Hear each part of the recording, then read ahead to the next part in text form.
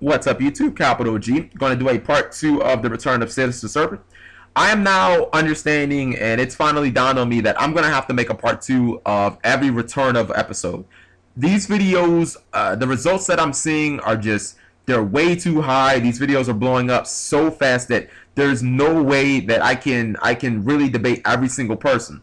I said that I was looking to get 300 comments by Friday. I got 350 comments in 12 hours.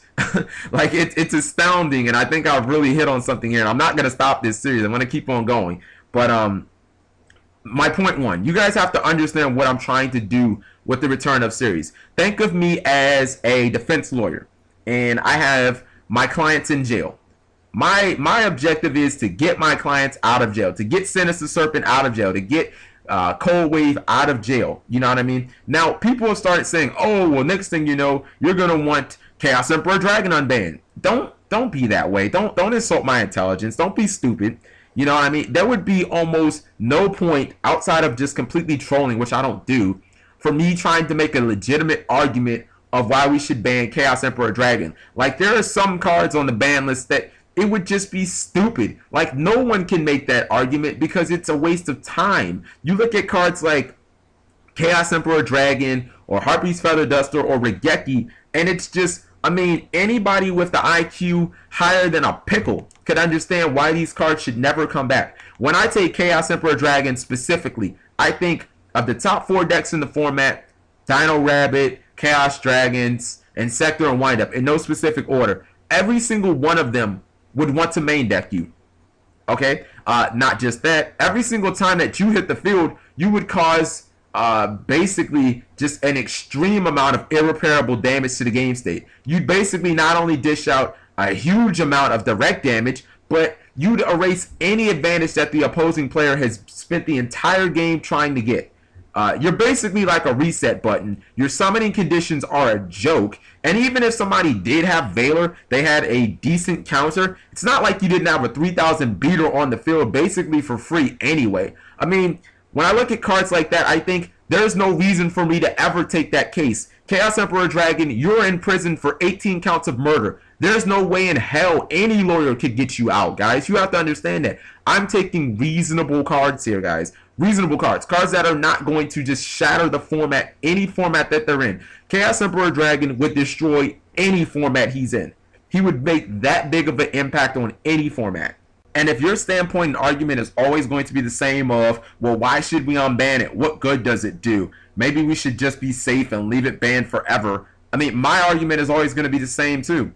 Why not? I mean, when you look at a card like Injection Fairy Lily or United We Stand, I mean, what good did unbanning those do? What, I mean, for all intents and purposes, Lily is pretty much, always has been and always will be, kind of just a sat card. I mean, but now the card's at 3. It's never really saw any play in the last 5 years. Nobody gives a rip. If your standpoint is always going to be that, then don't ever argue for any cards to be unbanned. Don't ever argue for any cards to ever be unrestricted, because there's always some risk with unbanning cards. But there's levels of risk. I mean, the level of risk you get when you unban Chaos Emperor Dragon would be like 100 out of 100. The level that you'd get if you unban Magician of Faith would be like a 10 out of 100. I mean, there's acceptable levels of risk, and you have to understand that to understand why cards should be unbanned. I mean, there will always be some level of broken plays associated, but if they're very small and minuscule, you can live with them. People almost immediately resorted to the same tired-ass arguments that I knew they were going to, like, oh my god, Capital G, it's like infinite discard fodder for like every single deck, and it needs to like stay banned forever, dude. And I'm sitting here thinking, I already told you that. I mean, we're talking about 5 or 6 select cards that no one runs, that aren't even consistent. There's a reason nobody runs Lightning Vortex and Divine Wrath and Regeki Break. Okay, so the cards actually become feasible, and that's supposed to be the reason why we keep Sinister Serpent banned forever? I'm not buying that. My client is getting out, and if that's the only evidence you have, then that's not good enough to keep this card banned forever. Because I think about this.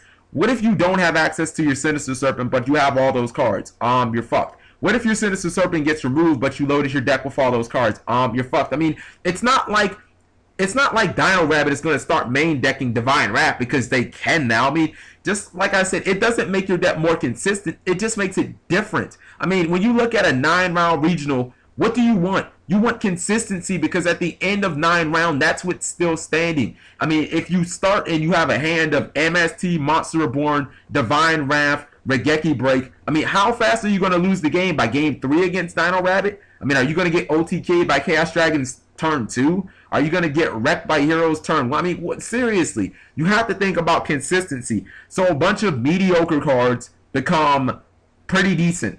That's not enough reason to keep Sinister Serpent banned forever. And somebody actually headlined their argument with, "It makes Bronic ridiculous, bro." And I'm sitting here thinking, are you kidding me?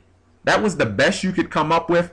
If that was the best you can come up with, me and my client Sinister Serpent are walking out of this prison a free man.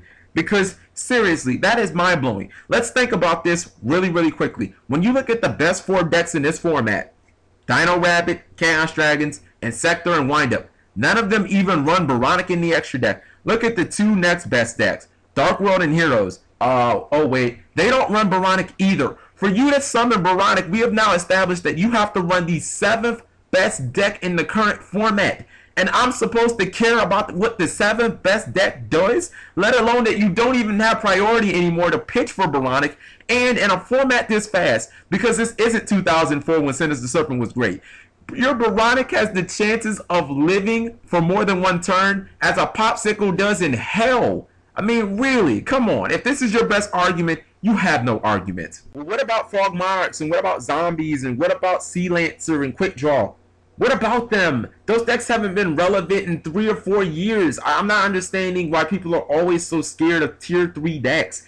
If I'm Macro Rabbit and I'm Windups, as far as I'm concerned, we're the Miami Heat and the OKC Thunder. Why are we concerned about what the Sacramento Kings and the Washington Wizards done? Like, you're irrelevant. You haven't done anything. We've been winning these big events, these YCSs and these nationals all format long. What the fuck have you done? Where have you been? Excuse me, was I asleep when Zombies won YCS Philadelphia?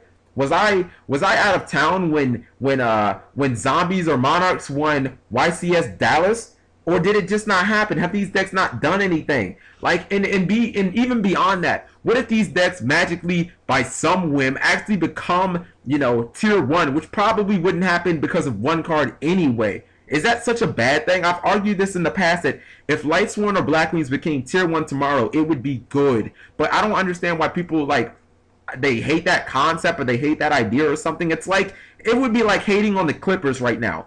I mean, does anybody remember a good Clippers team? Of course you don't, because you're not old enough. I'm not old enough. But now that the Clippers are finally good, and believe me, I thought that my kids would never see a good Clippers team. It's like, why hate on them? They've been bad for 30 years, and now that they're finally relevant, you're going to hate on them?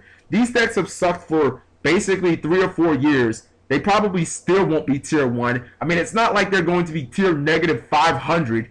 You know, why should we hate on them? Now, somebody said that Heroes would use Sinister Serpent, and it would be kind of nuts. And I didn't think about that initially, and when I looked at the deck, I actually agree. You can dump Sinister Serpent into the graveyard with Future Fusion. You can remove it from play with Miracle Fusion to make an Ab-Zero. You can use it with Super Poly, which is one of Heroes' best plays, except it doesn't make you any advantage. In fact, all it does is stop you from losing advantage, so it's not like you're getting a huge bonus out of that. But when I thought about it, it's like, does it make the deck tier 0? Does it put it so high that every other deck can't keep up? No. It just keeps the deck at a tier 1 status. It just gives it a little more power. So it's not like it takes the deck and it breaks it. And it's not like it gives it some ridiculous broken auto win play like Future Fusion and Dragons or Card Destruction and Dark World. It just gives the deck a little more power.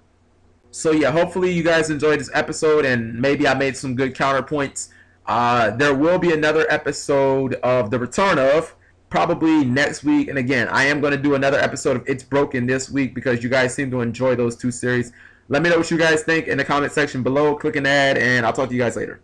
One more quick note before I leave, guys. I received a video response from a duelist named Smashing Pumpkid. He's under Dueling Network, and he's under YouTube under the same name. In fact, I'm going to put like an annotation and a link to the video. He challenged me to a match because he disagreed with me respectfully, talking about Sinister Serpent and why he felt like it wasn't a card that should return. And it's like, okay, I respect your opinion. I accept your challenge. And we played for probably about an hour on DN. I played him with my TG regional deck. Haven't edited the deck at all since even that regional. He beat me with that. Then we played. He played his Synchron deck against my Mako Rabbit. He won the first match, and then I won the second match. And overall, my impressions were, I mean, outside of one game, I didn't really feel like he won or lost any of the matches because of Sinister Serpent. Now, I didn't play any hand traps in any of these games. I didn't play any Effect Veilers or Maxis because obviously I was playing Mako and my TG. I don't play hand traps. But that's regardless of the point. Now, when I looked at his deck, and when you go to his video and you look at his deck, I mean, he does have a legitimate argument that he has a lot of different ways to make use of Sinister Serpent. And anytime you can use a card like Sinister Serpent and it's not at the expense of your deck, it's not like you're adding in tools, you're not trying to create a deck around the card just fits into your deck, that's the way you'll get the best results. He has 2 quick draws. He has a 1-for-1. He's got 2 copies of Tragodia, which obviously he can, you know, pitch a card to potentially steal a level 1. That's probably not going to come up that much. He obviously has a Regeki Break too. But overall, even when playing the deck, and I did feel like it fit well into the deck, and it was probably, I could see this deck easily being tier 1, but it wasn't at the point where I'm like, oh my god, his Sinister Serpent is killing me. I mean, he did have one play where he pitched, during my end phase, he activated Regeki Break, pitched Sinister Serpent, and then next turn he summoned Chaos Sorcerer, and he stacked with Plague Spreader using that same Serpent. I was like, oh man, that was a pretty nice play. But overall, my impressions were that his deck was good, and Sinister Serpent just opened up his plays a little more. It wasn't like the deck became good because of Sinister Serpent. I think that the deck would be good even without it. For lack of a better term, it really just kind of looks like the new Plant Synchron. So I just wanted to add that to the video, knowing that the only 2 legitimate decks that I think would get a huge boost would be Heroes, and it would be like Synchron type decks. But Synchron decks aren't even really on the radar right now. So again, I can live with 2 decks getting a little bit more powerful.